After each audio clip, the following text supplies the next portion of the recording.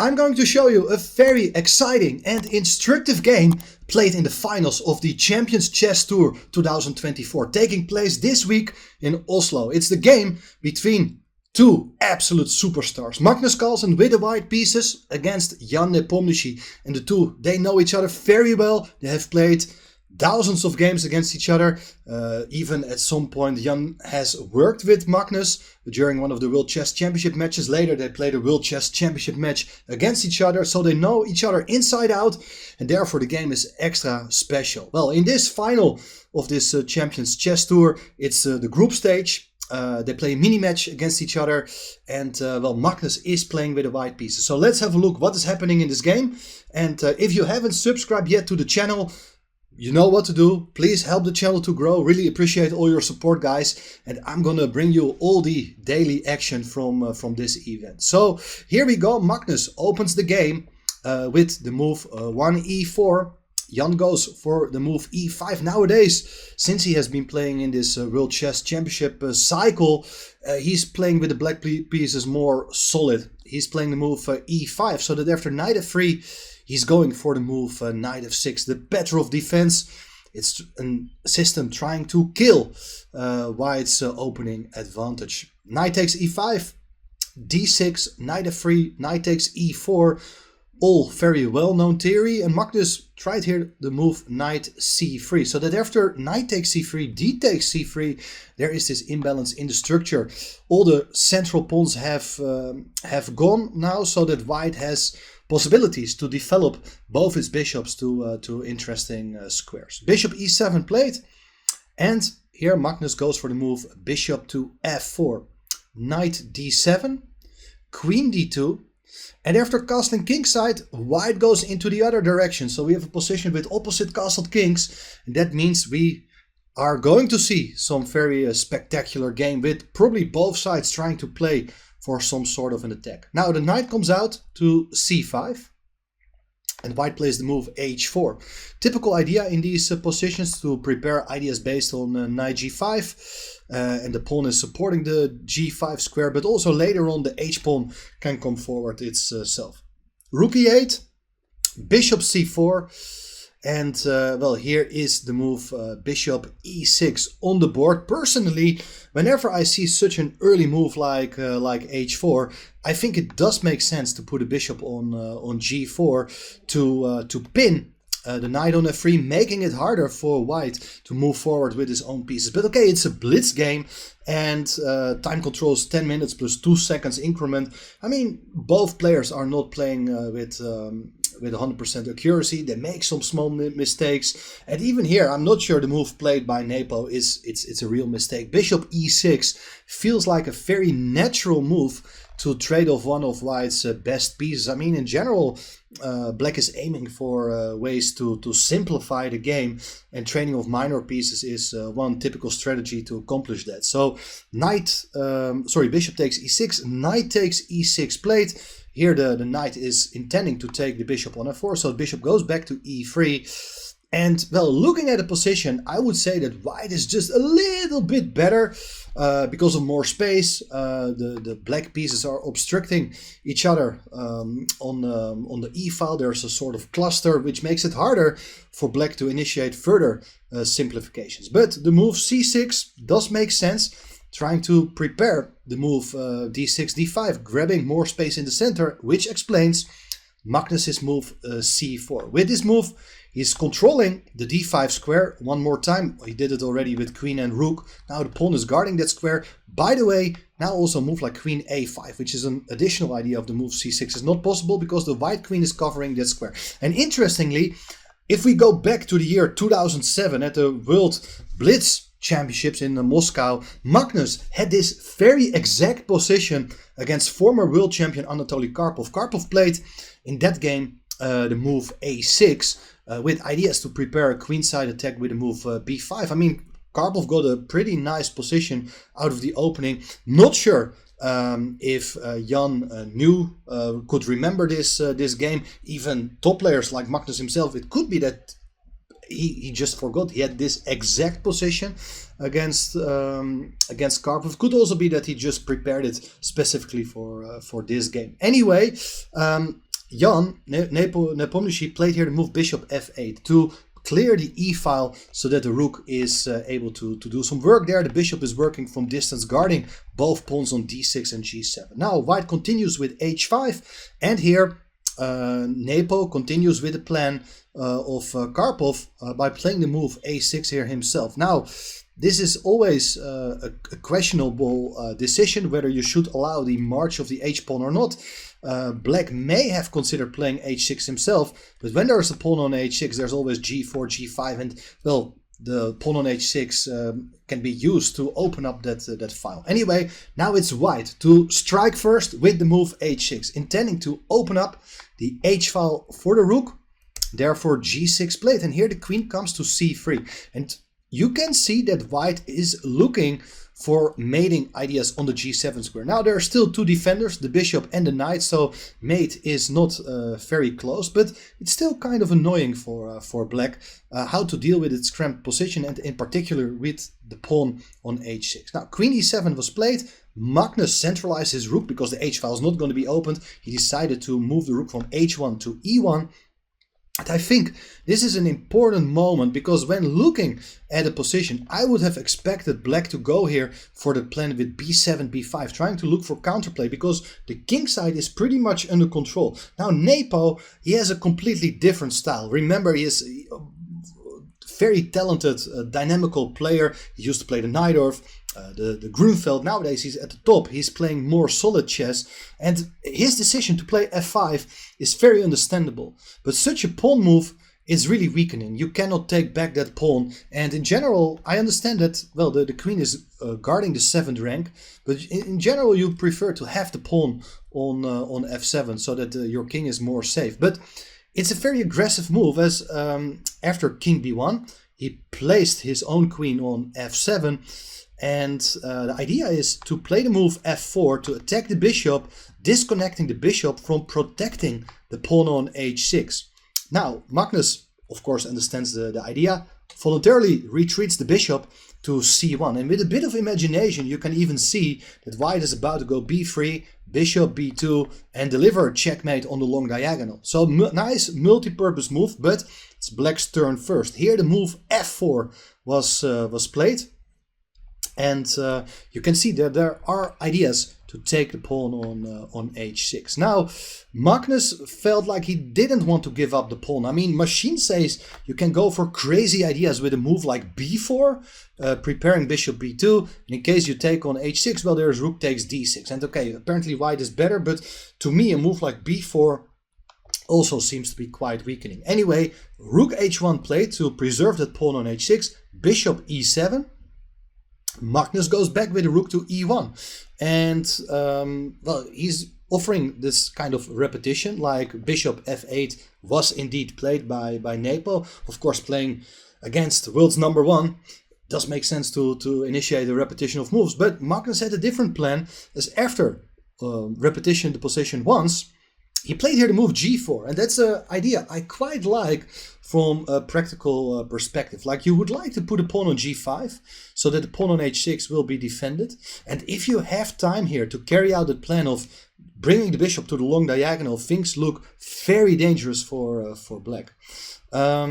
If you take en passant, which is the only moment to consider it, if you take here on g3, there's pawn takes g3, and I really doubt that's a good decision, because you're opening up the f-file and the queen is absolutely vulnerable. And the big difference in safety between both kings is clearly visible. Also, the pawn on h6 is now defended again. So, understandably, Nepo decided not to take on g3, but to take the pawn on h6 right away. Bishop takes. Now white can capture the pawn on d6, so materials even again, but we have a big change in pawn formation, as all of a sudden white is having a double pawn on the c file, which is white's majority, whereas black has an outside h pawn. I mean, it's not a passed pawn yet, but potentially when we are getting close to an endgame, that might be quite worth something. However, with major pieces on the board, it's more about the dynamical factors here still. So bishop g7 played, guarding the king even a bit better, attacking the queen. Queen goes to a5. I think that's a nice move, because you're controlling the d8 square, which means that something like rook d8 runs into rook takes e6, Rooks are defending each other, and if you take on e6, it's queen takes d8, game over. So no chance here to go for rook d8. Nepo dropped back with a knight to f8. So he's continuing with that plan of trading off more pieces. So the e file has been cleared. White played the move b3. Rook takes rook, queen takes back. Queen can also go backwards, of course. Rook e8, queen d2. So white is controlling the d file, but at this point there's no good way for white rook to infiltrate, because the d7 square is nicely covered by both the knight and the queen. Queen e7 played, and here the bishop goes to b2. Very important idea, so that you're trying to clear your back rank and you want to exchange that very annoying bishop on g7. It's a very important defender. So in general, like if black is gonna take on b2, you take back with the king. Feels like black's king is a bit more open. But Nepo played excellent move, queen e2. He wants to trade off white's potentially most dangerous piece, but white's not going to cooperate. Played here the move queen takes f4, grabbing a pawn. All of a sudden, white is a pawn up, but the position is far from clear, because with central control of the queen and rook, black is in reasonably good shape, and something like knight e6 is actually quite good for black, because the queen is under an attack. And the queen has to move, but also has to keep the knight on f3 protected. And well, in a position like after queen e3, these sort of endgames, they are absolutely okay for black, as the extra pawn on the c file isn't really worth much. Black is rock solid. There are weak pawns on e3 and g4. And later on, okay, the h pawn can come forward. I'm not saying that black is going to win this, but black is very comfortable here. Anyway, it's understandable that you're not really going into an endgame where you're pawn down. And Jan Nepomniachtchi played here the move queen f1 check. And here there is a queen c1. Now if you do take on c1, you take back, and everything is nicely under control in that case. So in that case, white doesn't have a weak pawn on the e file compared with the previous line. So queen takes f2 played, bishop takes g7, king takes g7, and here the queen comes back into the attack, defending that knight on f3. Everything is nicely controlled. Note, of course, that move like rook e1 check, with the point that you cannot take the rook as it hangs the queen on f4, can just be met by king b2. White is now dominating the center of the board, so that is not a good move. Instead of rook e1, apparently what black should have done here is a move like queen e3. Again, aiming for the exchange of queens, and the check on f6 is not a problem at all. The king can go back, and very soon the queen will come back to e7. Materials even, the attack can be neutralized, and if more pieces are coming off the board, who knows, maybe that extra pawn on the king side may become a weapon for black. But instead, it's very understandable, as Nepo didn't really like the idea, the prospect of a white queen entering on f6. He played here rook e6, offering the exchange of rooks. However, there's rook d8, and white is threatening all of a sudden mate in 1. And now the queen has to go back to c5, because I think originally Nepo had intended here to go rook f6, but he realized probably in time that queen c7 would be very problematic for black, with a very annoying check. If you block with the rook, there is queen to e5 check, and whatever you do, the knight will come to g5 with huge threats against the black king, against the rook. This is something black is not going to survive. So therefore, instead of rook f6, the queen went back to c5, and that is understandable, because the queen defends the knight on f8. But it's a clear sign that things have gone into the wrong direction. Now black really needs to hold the position together, and well, white will have to find ways to create new threats. Now, especially this rook would like to attack the king, but the 7th rank is covered. Therefore, Magnus played rook b8. The machine says that even stronger is a move like rook c8, with the idea to go rook c7, because after rook b8, well, there followed queen e7, and now the rook is not able to reach the 7th rank. The queen is guarding the pawn on b7 pretty well.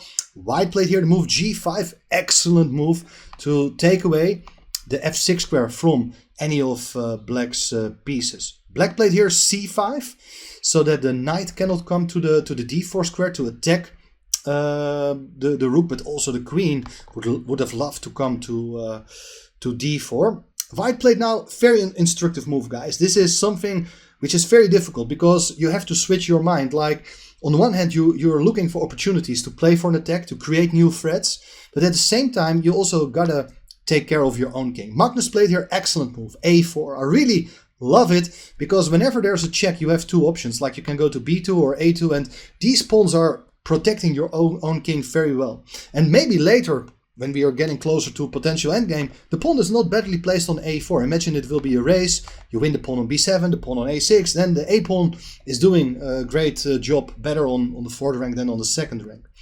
Here, a5 was played, and Magnus played here the move queen d2. What's the queen doing? Well, it's attacking the pawn on a5. b6 was played, but the queen comes to c3. So it finds a different way to reach the diagonal. It's a check. King g8, and the queen goes back again, and here queen c7 played to attack the rook, but the rook goes to d8. I mean, it's not clear what white is exactly going to accomplish, but white is in control. It's practically very unpleasant to play such position, also because of the pin, and the knight on f8 is pretty passive. So queen f7 played to attack the knight on f3, but here the queen comes to d5, also to pin the rook on e6. And apparently, okay, this position is still okay for black if you try to become active with a move like rook e3. Black is able to initiate more exchanges because both the knight and the queen are about to be taken. In a position like this, after knight e2, if queens are coming off the board, it's a razor sharp endgame with a passed pawn, with a pinned knight, a knight which can come to c4. I mean, I would take white here any time of the day. The machine says that after rook e5, apparently black is able to hold on. But okay, it's a game with short time control. We don't know what would have happened in that case. King g7 was played instead by Nepo, but there is a rook to b8. Finally, the white rook finds a way to reach the 7th rank. Rook b7 is now possible because the queen is covering that square. Very, very important moment here, as what should black do? How to deal with the threat of rook b7? Well, if you play rook e7, for instance, then the pawn on b6 can be taken. So that is not really good. And the alternative, knight d7, which was played in the game to defend the pawn on b6 and to attack the rook, is also met by a rook to b7. Very annoying position here.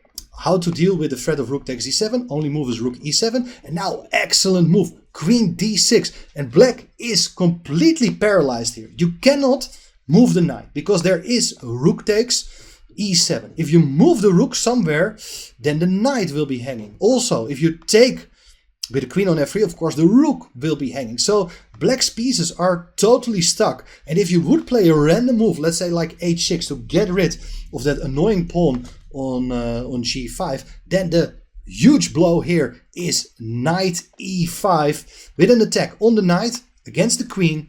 And if you take with the knight on e5, it's rook takes e7, bang! It's like you're taking the rook and you're winning the queen on the next move. The alternative is to take with the rook on e5, but there's rook takes d7. So all these tactics are nicely coming together.